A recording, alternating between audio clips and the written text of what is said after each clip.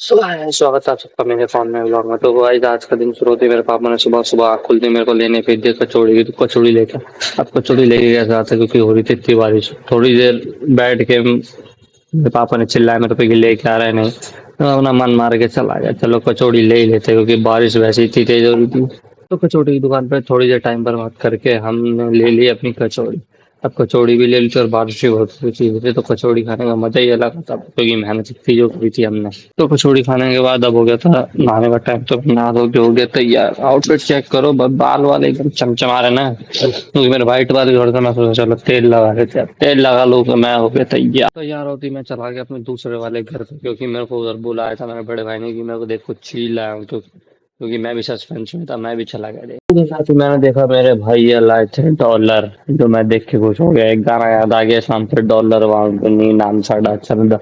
तो मैं बड़ा खुश हुआ देख के कि मैंने पहली बार डॉलर हाथ में लिया था।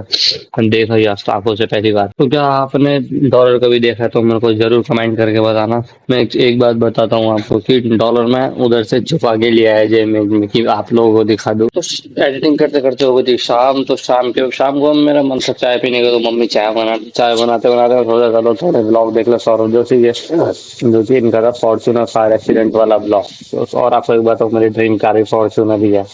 छत पे देखने चला गया कि कोई पतंग वतंग उड़ रही है नहीं, मेरे को उड़ानी चाहिए या नहीं। तो मैं देखने गया तो कुछ पतंग उड़ रही थी क्योंकि आज बारिश हो रही थी, बारिश बंद होती पतंग उड़ना स्टार्ट हुई। मैं भी चला गया फिर पतंग लेने। मैं आज थोड़ी महंगी पतंग ले आया। आप लोगों को पता ही है कि मेरे को पतंग उड़ाने का कितना शौक है। तो थोड़ी देर मशक्कत करने के बाद मैं पतंग उड़ाते उड़ाते थक चुका था क्योंकि ये उड़ने में नहीं आ रही थी क्योंकि इसका थोड़ा सा तिल्ला टेढ़ा था। ये मैं पतंग भी गलत लिया, मैं ढंग से छाटी नहीं। तुम्हारे भाई को थोड़ी देर बाद जाके समझ आया है कि पतंग का तिल्ला टेढ़ा था तो उसको सीधा करा मैंने। दोबारा लग गया पतंग उड़ा। तो थोड़ी कामयाबी कोशिश करने के साथ अब मेरी पतंग उड़ चुकी थी जो कि बड़ी मेहनत से उड़ी थी। हवा भी अब स्टार्ट हुई थी क्योंकि बड़ी देर से हवा भी चल रही थी, कभी नहीं चल रही थी। मैं लोगों को अपने स्किल्स दिखा के खींच दिखा के डरा ही चुका था बहुत ज्यादा क्योंकि अब वो पतंग से लड़ा नहीं जाता। आप समझते ही, तुम्हारा भाई कितना पैक हुई है। आखिरकार मैं समझ चुका था कि बंदे मुझसे लड़ाना चाह रहे हैं। मैंने अपनी टेक्निक दिखाते हुए एक पतंग काट दी। ये ऊपर से देखो, अभी एक पतंग नीचे गिर रही है सामने से। वो धीरे धीरे छोटी सी एकदम देखो, वो मैंने काटी है। अभी बदले डर गई है क्या हो गया। तो जैसे तुम्हारा भाई दूसरा पेचा काटने जा ही रहा था तो एकदम ही कांड हो गया। बहुत तेज की नीचे से आवाज आई चिल्लाने की, ओ ये क्या हो गया, ये क्या हो गया। तो मैं भागा भागा गया देखने। उधर से एक अंकल एक फ्लोर कम से कम ऊपर छत पे जैसे रूम बना था वहां से नीचे गिर गए। तो उनके सर में इतनी चोट आ गई, मेरे को देख के दुख हुआ। लेकिन मैं अपनी पतंगबाजी पे कॉन्सेंट्रेट किया, वापसी आ गया पतंग उड़ाने। तो अब दूसरी पतंग से पेचे लड़ा दे रहे हैं। मैं उसको काट के अब नीचे लपेट के उतारी जाता, जल्दी जल्दी जल्दी उतारी जाता। उतारते उतारते वो थोड़ी सी पास में आके गिर गई। लेकिन मेरा मन नहीं टूटा। मेरा कोई बात नहीं, वो पतंग चली गई लेकिन अपनी पतंग तो नहीं गई क्योंकि मेरे में स्किल थे पतंग बचाने के। जो खींचते खींचते लाया पतंग, अपनी भी उतार ली, उसकी भी काट दी अपने पास ही। जैसे कि आप जानते ही हो, मैंने पिछली बार दो चैलेंज रखे थे पतंग के। वो दोनों के दोनों खराब हो गए थे क्योंकि मेरे पास ढंग का मांझा नहीं था। मांझा उतारते ही मैंने अपने घर में से मांझा निकाला था। उस मांझे से कातिल मैंने कहर मचा दी थी अपने एरिया में। अब मेरे को बड़ी खुशी हुई थी क्योंकि मेरे हाथ में पतंग आ चुकी थी मेरी खुद की। अब जो पतंग मैं खींच को उतारा था उसे खींचते खींचते मेरे हाथ भी कट गए थे। मेरी तीन उंगलियां कट गई थी, बहुत गहरी है, उसमें दर्द भी हो रहा था। उसके बाद ऊपर से कितना सारा मांझा हो गया। मेरा दिल टूट चुका था क्योंकि मैं मांझा इतने मेहनत से खरीदा, 1200 रुपये का लाया था मैं। तो उसमें से इतना सारा मांझा वेस्ट भी हो गया था। अब क्या, कोई बात नहीं, पैसे तो आते जाते रहेंगे। पैसे तो आते जाते रहेंगे, मतलब मांझा तो आते जाते रहेगा। अपना मौज होनी चाहिए बस। तो शाम होती हमारे घर में आए थे कुछ मेहमान, जो कि वो मेहमान हम खुद ही थे।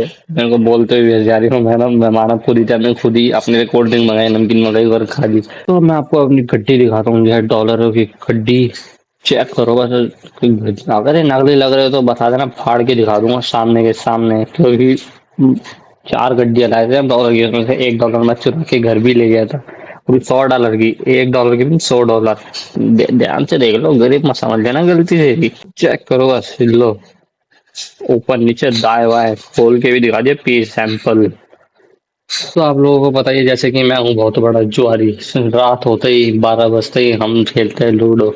और वो लूडो नहीं, एक रोस्टिंग होता है जैसे इंडिया गॉट लेटेंट, यहाँ लूडो गॉट लेटेंट। बस यही होता है सर, एक दूसरे को रोस्ट करते हैं बहुत गंदे तरीके से, जो कि बंदा ही रो जाता है। हम बहुत सारे जने मिलके खेलते हैं रात को 2-2 3-3 बजे तक। जैसे कि आप जानते हैं मेरे बड़े भाई है जो मैंने दिखाए थे, ये अभी दिखाया वो छोटे थे, इससे पहले बड़े थे। तो बड़े वाले इतना रोस्ट करते हैं कि हमारे हंसते हंसते पेट में दर्द हो जाता है और रोते रोते पेट में दर्द हो जाता है। ये खेलने बड़े मजा आते हैं। और मेरे ताऊ जी आके मैच देख रहे थे तो थोड़ी देर हम साइलेंट हो गए, हमें रोस्टिंग बंद कर दी, क्योंकि बड़ों के आगे give respect and take respect वाला फॉर्मूला लगता है। तो भाई जब रात के 3 बज चुके थे और हमारी रोस्टिंग खत्म नहीं हो रही थी, हम मेरे को बोल बोल के इतना कल्पा थे कि हम बता भी नहीं सकता।